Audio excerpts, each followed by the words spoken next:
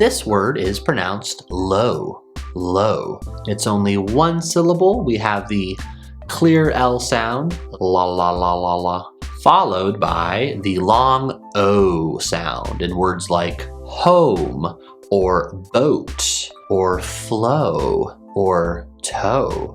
Low, low. Now I know this is confusing because you see OW on lots of different words and it tends to make different sounds. We have the word how forever.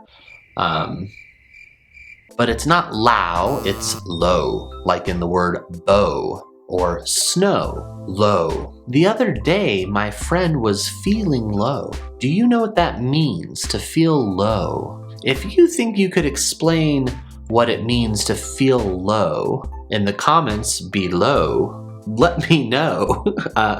What? Go ahead and write that. Explain to me what it means to feel low. And if you want to learn more right now, just go ahead and click on this video.